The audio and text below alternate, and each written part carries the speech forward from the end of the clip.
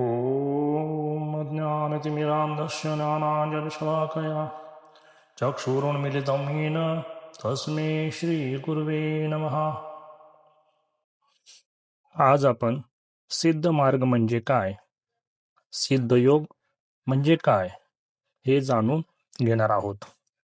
मित्रांनो, आधुनिक युगात प्रत्येक व्यक्ती त्याच्या बालपणापासून मृत्यूपर्यंत सुखी होण्यासाठी, आनंदी जीवन जगण्यासाठी आणि आपल्या इच्छित मनोकामना पूर्ण करण्यासाठी वेगवेगळे प्रयत्न करताना आपल्याला दिसतात.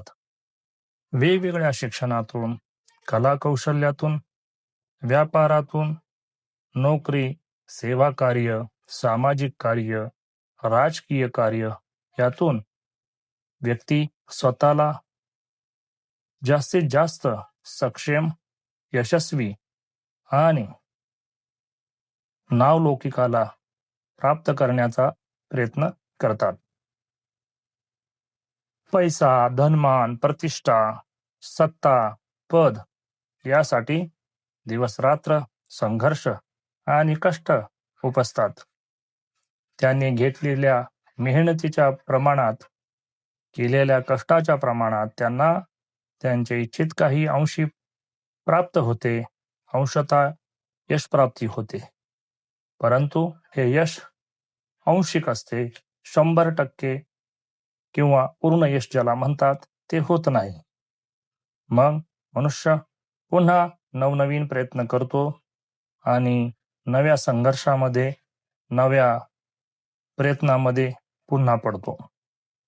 आणि या पुन्हा पुन्हा प्रयत्न करणे, पुन्हा पुन्हा अपयशी होणे किंवा मिळालेल्या यशामध्ये समाधान न मानणे यामुळे सुरू होतो अस्वस्थ चिंता आणि अस्थिर मनाची अशांतता. त्यातूनच निर्माण होतात वेगवेगळे शारीरिक, मानसिक विकार, व्याधी, भावनांचे संघर्ष आणि यातून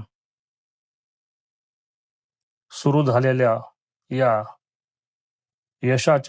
यशप्राप्तीच्या संघर्षामध्ये माणूस स्वतःला हरवून बसतो.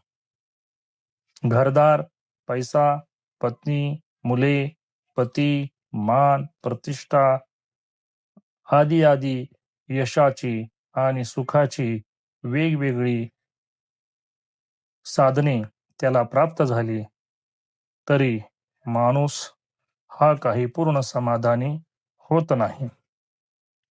यश मिळाले तर तो मी हे मिळवले, मी ते मिळवले, हे माझ्यामुळे झाले, मी नसतो तर हे झालेच नसते, मी केले म्हणून झाले, अशा गर्वाने, फुशारकीने आणि मीपणाने सगळीकडे वावरताना दिसतो.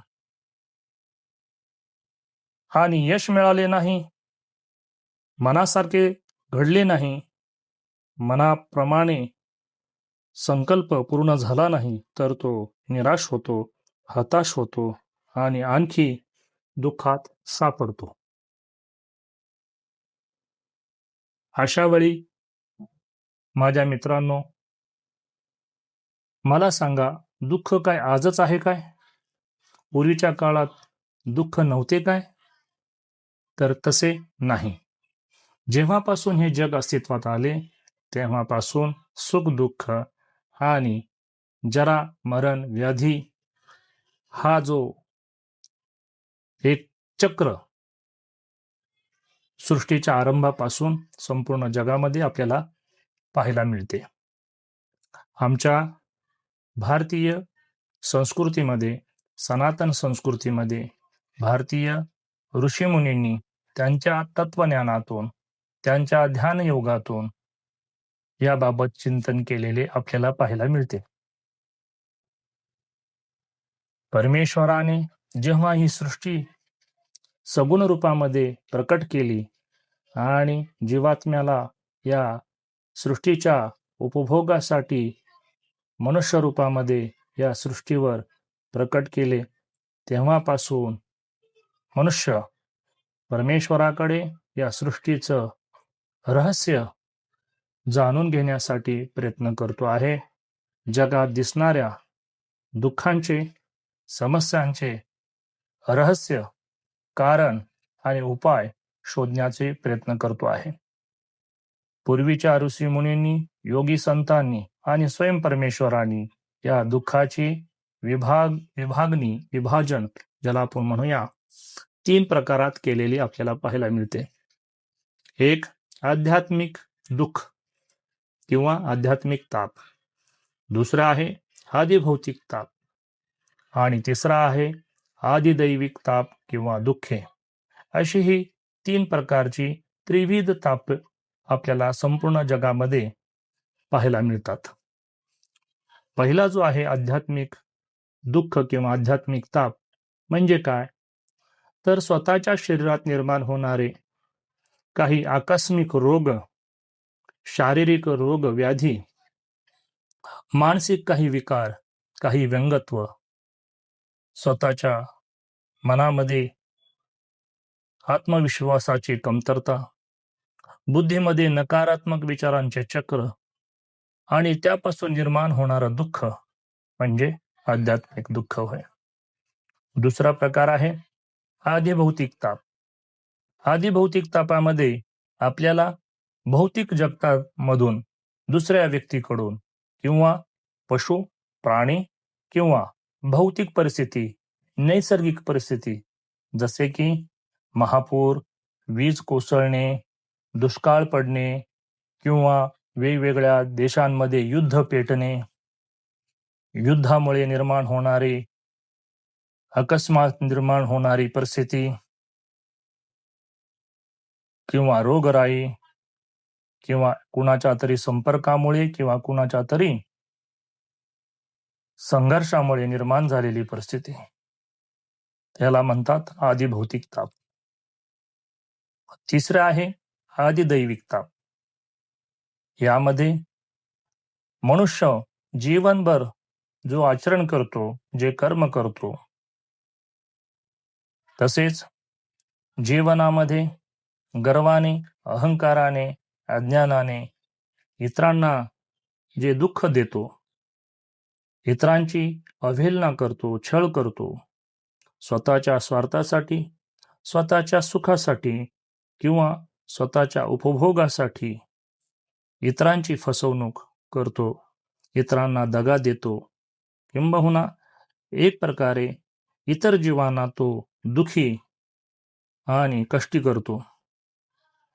या सर्व कर्माची आठवण मनुष्य जेव्हा वृद्धापकाळाने मृत्यूशय्येवर पडतो, मृत्यू आसनावर पडून असतो, तेव्हा त्याला त्या कुकर्माची आठवण, त्या कर्मदोषाची आठवण होते.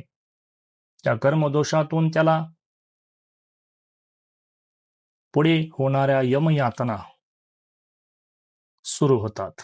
या यमयातना इतक्या भयंकर असतात की जो जीव त्या यमयातना सहन करत असतो किंवा भोगत असतो, त्यालाच त्या यमयातनाची तीव्रता कळू शकते.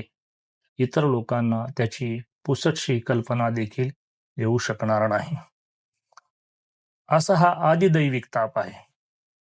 हा आदिदैविक ताप, आध्यात्मिक ताप आणि आदिभौतिक ताप असे हे 3ही ताप मनुष्याला त्याच्या संपूर्ण जीवन काळात कधी ना कधी कुठल्या ना कुठल्या रूपाने प्राप्त होतातच. मग यातून सुटण्याचा, याच्यातून वाचण्याचा काही उपाय आहे काय?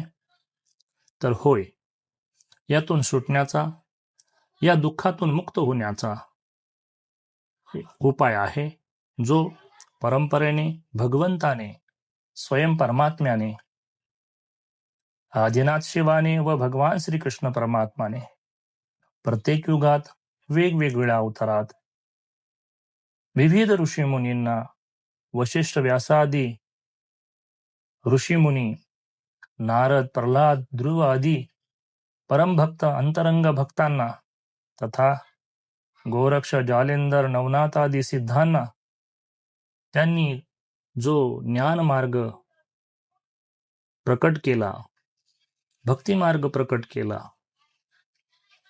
तो भक्तिमार्ग, तो ज्ञानमार्ग म्हणजेच आपण अवलंबता असणारा सिद्ध मार्ग होय, सिद्ध योग होय.